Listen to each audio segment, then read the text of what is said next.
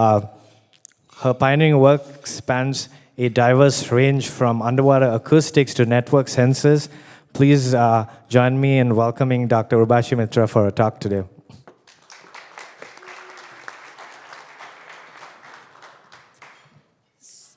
So thank you so much for the introduction. I can see where everyone's interests lie due to the sparsity of the room, but so I have gratitude for all of you who are still here. I have the distinction, perhaps dubious, of being, I think, the only academic who's speaking today, but I hope you will see that despite not being an AI giant, that you're going to see there are some elements here that all of you can use. So let's go ahead. The kind of work that we do has very much centered on this interaction between inference, intelligence, and information. And I think you will see these themes coming throughout the talk. So another confession I need to make is that there aren't going to be any large language models in this presentation. And I'm going to force you to learn a little bit of wireless communications, not because I think that this is the killer application or the problem that all of us should be focusing on, but I want to use it as an exemplar to show you the benefits that can be gained if we take domain knowledge into consideration. So what do I like about my wireless communications problem? We'll go through some features about it, but I want to specifically tell you the problem that we're going to try to solve today, which is I have some semi-complicated wireless network. There are a number of transmitters, there are batteries, energy harvesting, relays, etc. It's a little interconnected and complicated. And the simple decision I want to be able, each one of the transmitting nodes to decide is whether they should transmit or not. And they want to make this decision based on optimizing some kind of cost function or objective function. And so we'll go through the challenges that we need to consider in this particular space. But again, I want to emphasize that the goal here is to give you this example of a scenario where domain knowledge and models, and my models, of course, are not language models, they're different models, are going to be so critically important, and that there are tremendous gains that we can achieve by exploiting this domain knowledge. And so, here we go. There are three particular challenges that I want to try to overcome. One that I think many of you are familiar with is the challenge of scale. The number of wireless nodes that are simply proliferating in the world has grown dramatically over the years. Another challenge we need to overcome is the fact that the units, and I'm focusing only on cell phones here, have actually become much more complex. Right? They are essentially mini computers now. There's a lot that they can achieve. And this is very different from the old days. And I introduced this particular image here because I was fortunate enough to actually carry this early Nokia phone around. It's about the size of a six-pack of Coke. And the joke was, because I was hanging out with the head of research at Nokia at the time, is that if you faced it the wrong way, for example, towards Russia, you would not get good reception because they did not have as many base stations. So we've talked about scale, we've talked about complexity. The other feature that we need to worry about is heterogeneity. And again, I think these challenges are all ones that you are all familiar with, so I don't want to belabor them. So let's focus on what it is that we want to do. Oh, the big one. Thank you. It's further evidence that I'm a theorist and not a practitioner. So we have these three problems we need to deal with. Networks are getting larger, the nodes are becoming more sophisticated, and these elements are becoming heterogeneous. And so the question that I want to ask and answer is, how do we optimize the behavior and functioning of these kinds of networks? My bad. All right. So what I'd like to do is sell you on my version of machine learning, which is model-based machine learning. And the critical point here is if I tell you that I do model-based machine learning, what exactly is the model that I'm talking about? So I have to do a little bit of professorial activity here and try to teach you a few things. I suspect many of you know these things already, but bear with me. And so the model that I'm particularly interested in is this notion of a Markov chain.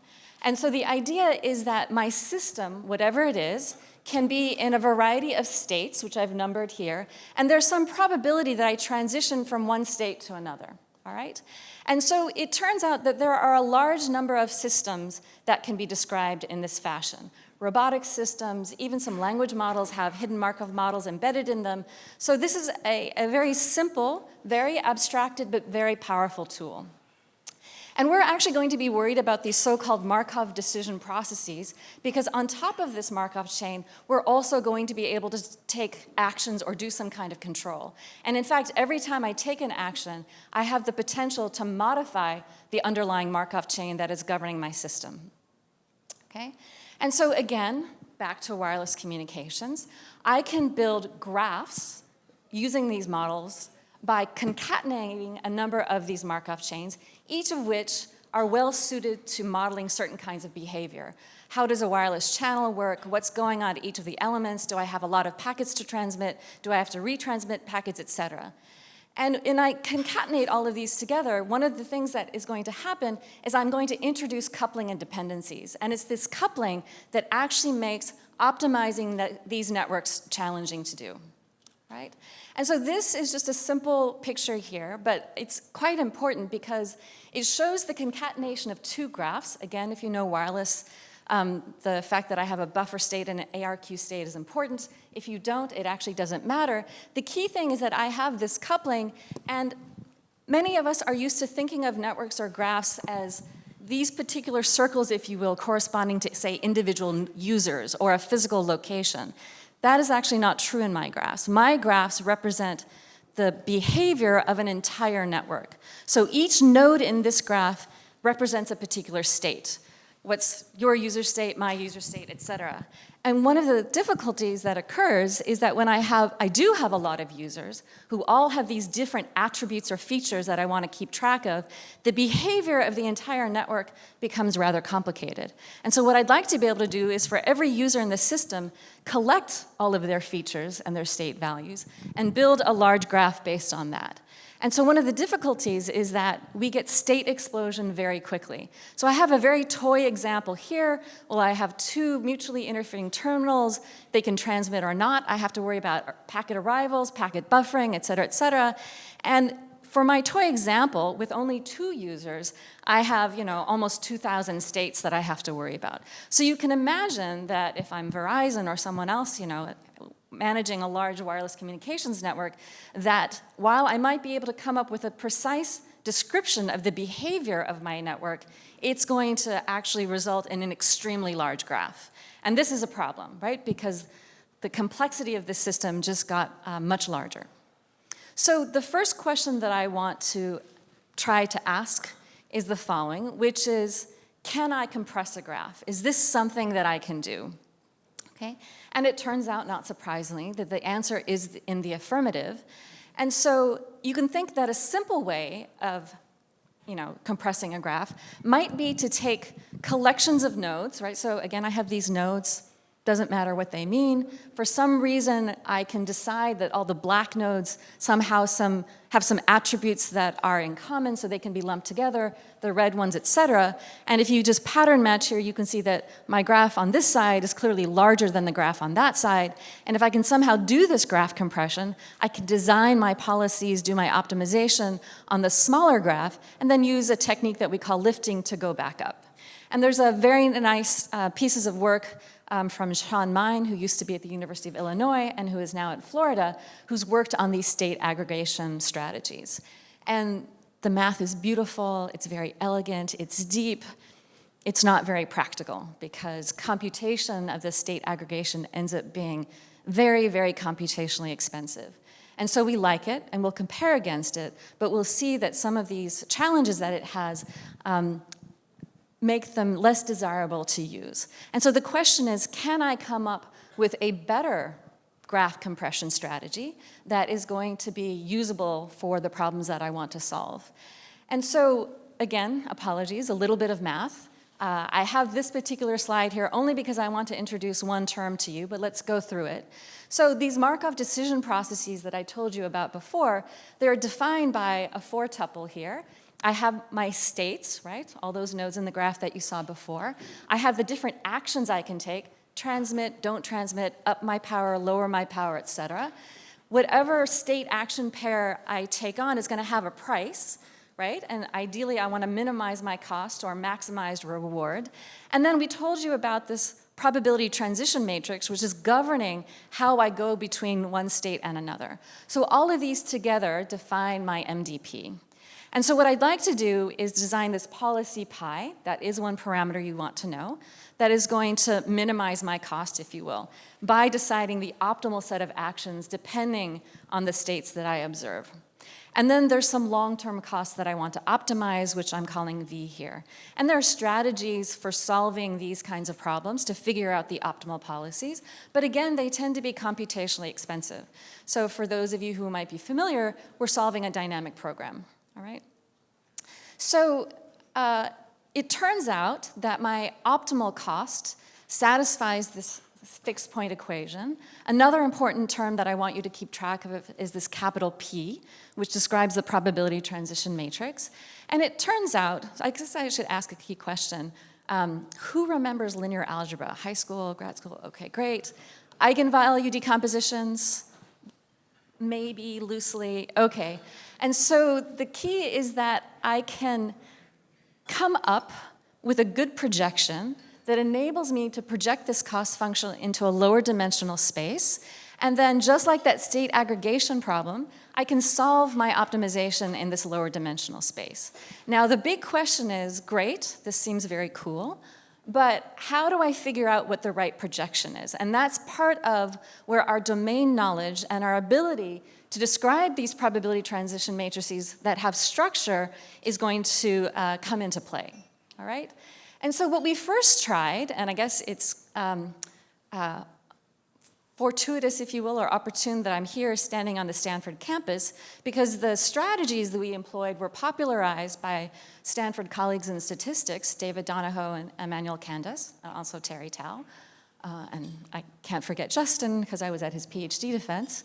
And so what we do here is we actually use randomized projections. And again, elegant mathematics that tells us if we choose these projections in a good way, if our problem is well behaved, then we are going to be able to reconstruct these signals by doing these projections.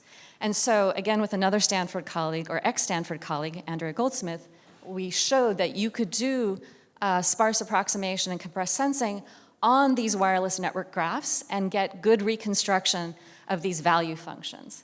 And then we turn to the question of, okay, can we do this in a decentralized way?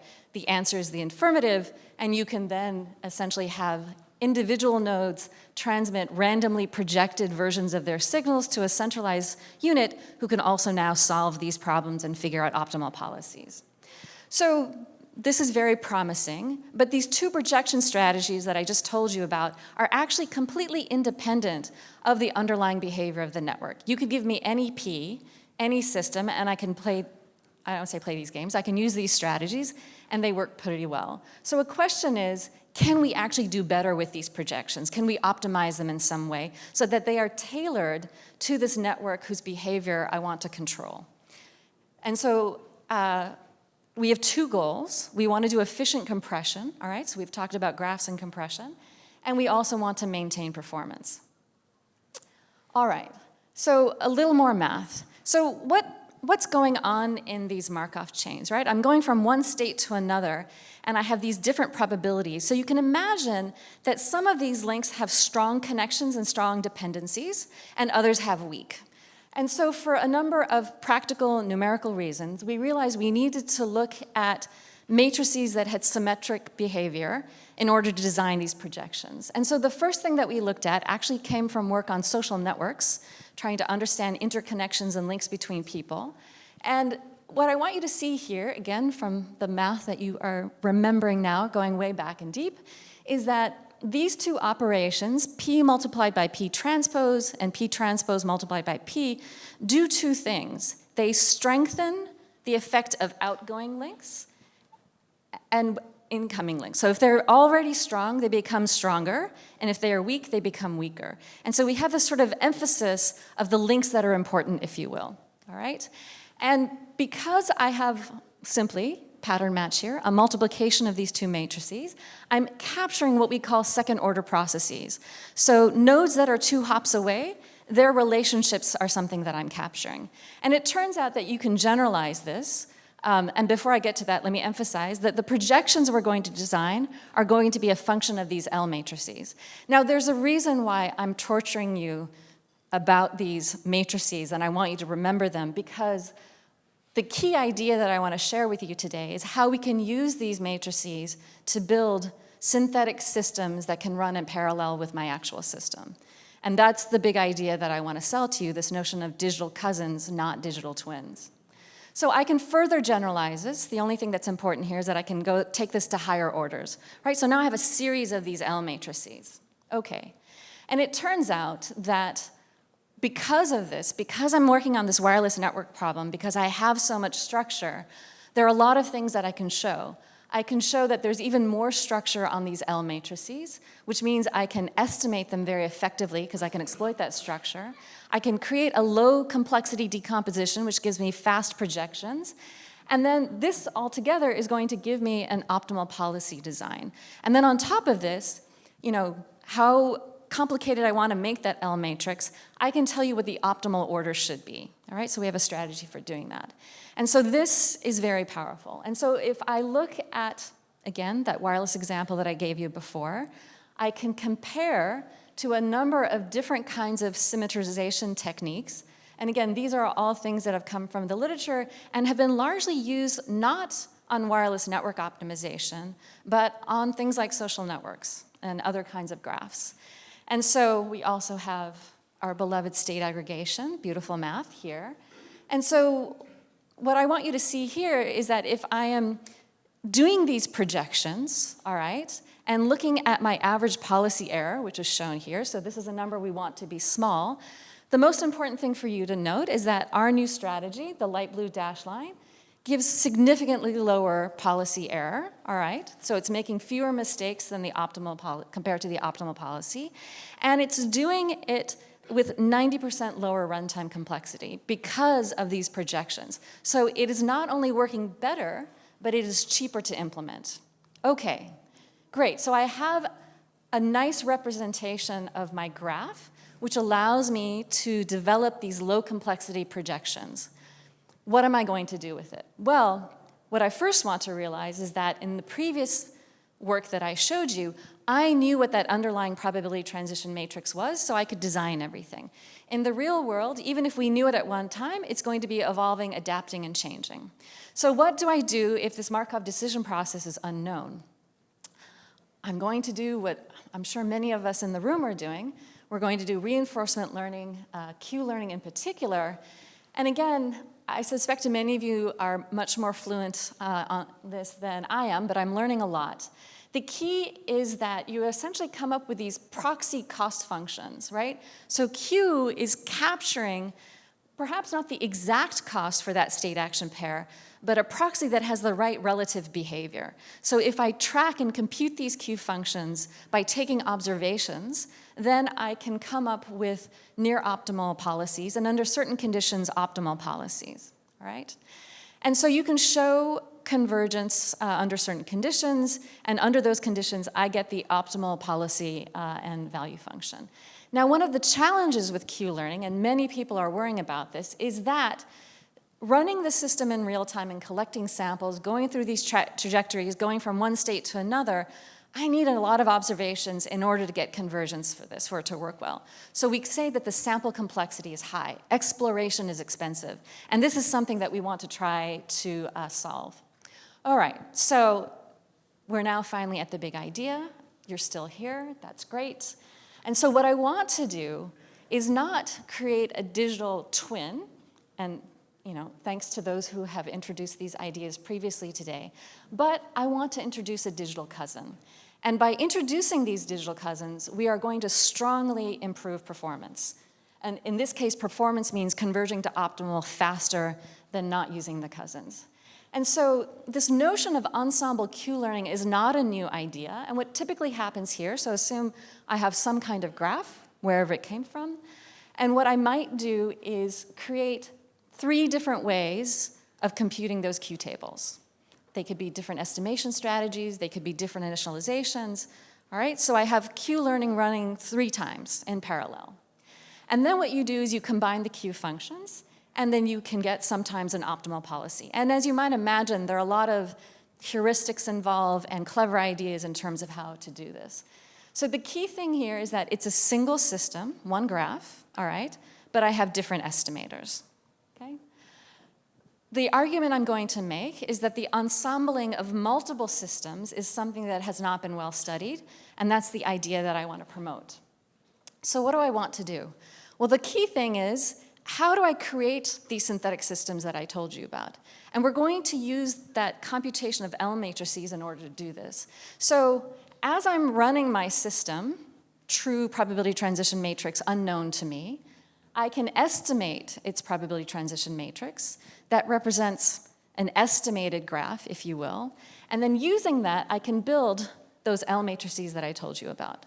And I'm going to build them by, again, taking advantage of the underlying structure, right? So I can estimate these quickly, I can come up with creative strategies, et cetera.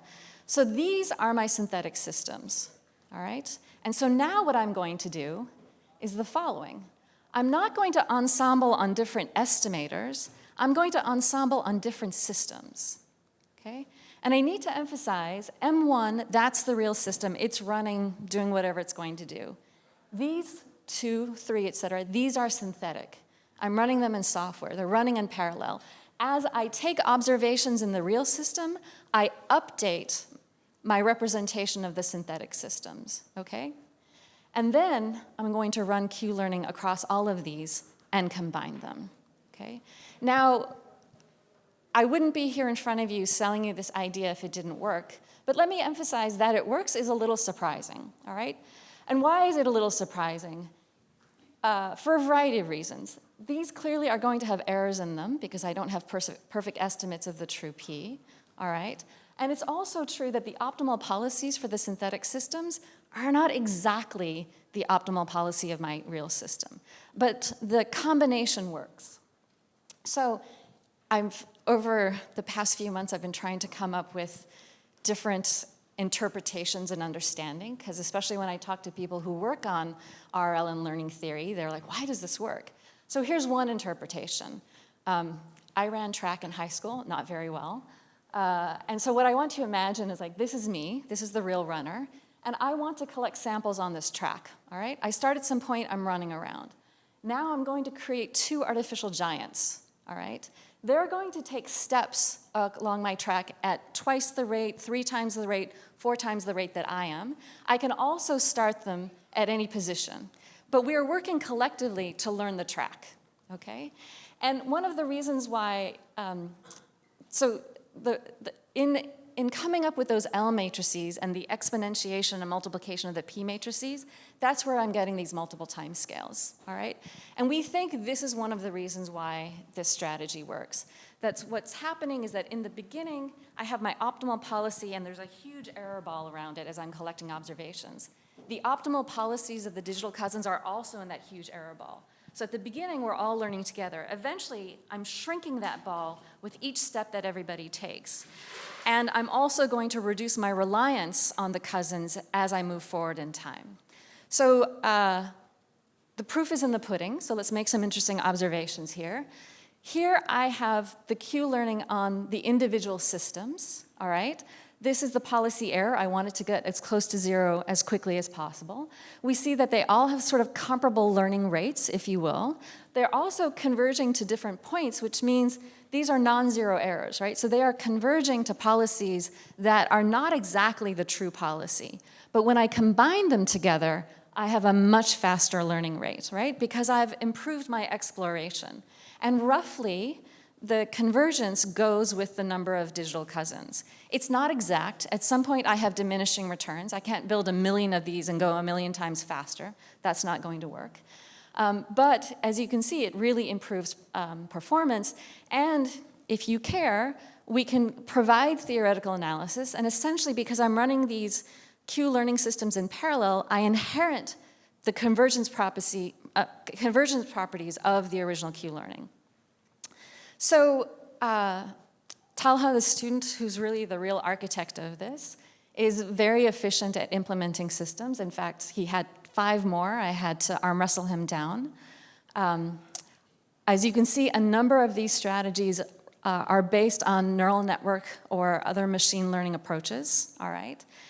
And what we're going to see is that we still do better. And so this is the thing that I like to promote, if you will, is that one of the things that model exploitation, domain knowledge buys you, is enabling your ability to reduce the amount of training that you need, right? If you are in one of these environments where data is scarce, this is where side information can help you. And that if we do purely black box it, we're throwing important knowledge away.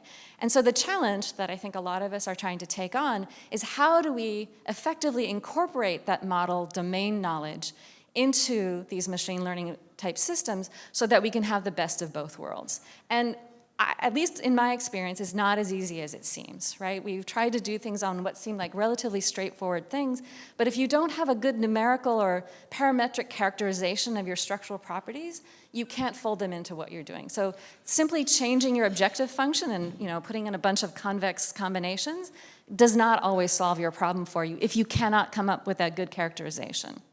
So again, I'm looking at average policy error. Now I'm looking at I probably was doing this before, but I didn't emphasize it. I'm looking at network size. So everybody becomes worse as the size of the graph gets larger, right? It just becomes a much more challenging problem. And what you see is vanilla Q-learning, blue line does the worst, brown line, which is our strategy, does the best, and all of these sophisticated neural network deep architectures don't do very well, largely because they don't have enough observations. If they had more training data, yes, I think they would beat us, but it would take them a very long time to get there. So, and I'm not showing it here, but we have 80% less runtime complexity, right? So not only am I performing better than these strategies, I'm doing it in a much less complex way. So this idea is not only for wireless communications. I'm showing problem areas that my group has worked in where we do use a lot of Markov decision process modeling. And it just, if you have an MDP, I think we can exploit this strategy. So I'm very excited about it. We still have a lot to learn in terms of understanding it. So big message, structured graphs are ripe for compression. If we can characterize that structure, there's a lot we can do. The key is to exploit application-dependent structure, which is what we are all about and why I am trying to teach you this wireless network problem. We have this new idea, which we're calling digital cousins. They're not twins. They're structurally related, but they are not identical, all right? And we get such major improvement in sample and runtime complexity that I feel that we have come up with a nice strategy for some applications for handling this issue of data scarcity. And of course, we can do theoretical analyses, et cetera. So here's my big leap for today, given the presentations that we've seen. I think this notion of digital cousins is ripe to be applied to knowledge graphs. I think it's a natural, dare I say, marriage of the two ideas. And so this is something that I am excited to explore. So let me thank the various sponsors that sponsors my group's research. We're very grateful for their support. And let me finish by saying that, I'm sorry, I'm an academic. We're used to making plugs, so here's my plug. Talha, the amazing graduate student who's been working on this, is looking for an internship for the coming summer. I think he's amazing. If you think he's somebody that might fit in your organization, please do drop me an email. So thank you very much. Thank you, Dr. Mitra. We'll open it up for a couple of questions if we have those. I think I understood that like the individual errors were not as good, but when you ensembled, it was learning faster as well as lower errors. Absolutely. Yeah, I was trying to understand if the individual systems don't have, how can you have overall and lower? So this is something that we're still trying to properly characterize. So there are a number of points I should make. So let me reemphasize. The optimal policy for a cousin is not the same as the policy that I'm looking for. It's actually a different graph. But they are structurally close to the optimal policy that I want. So the fact that the individual systems don't converge to zero is because of that.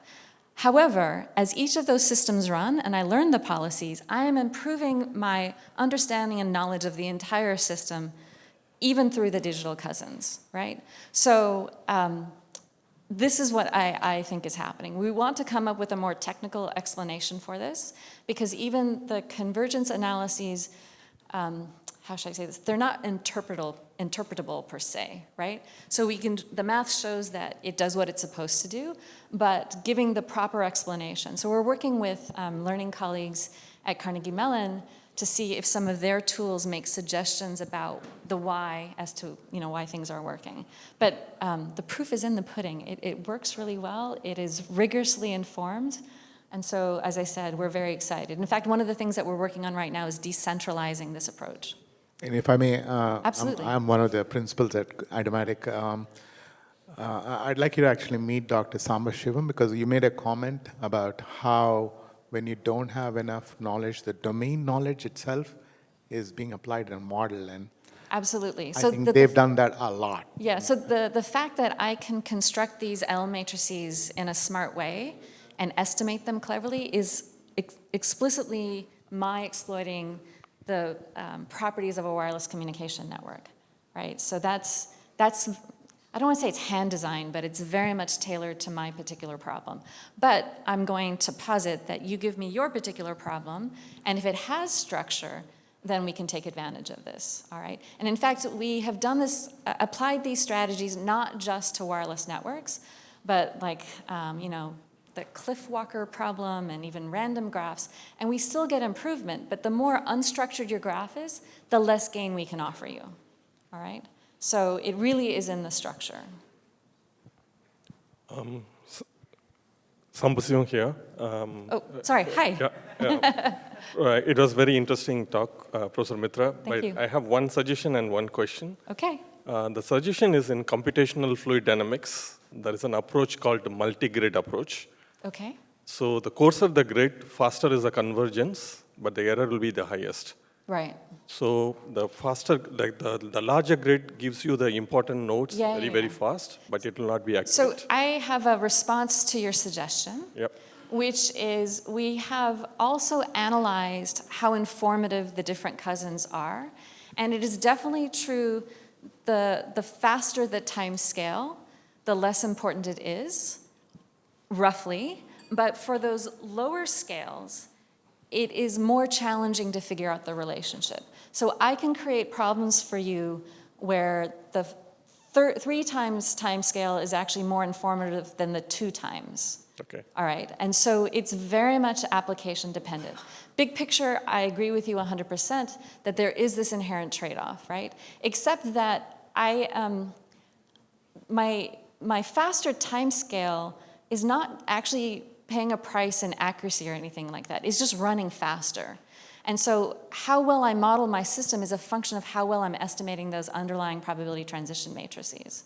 So I understand what you're saying, but I'm not taking the same amounts of loss that you might imagine. So it's not actually a coarse fine thing.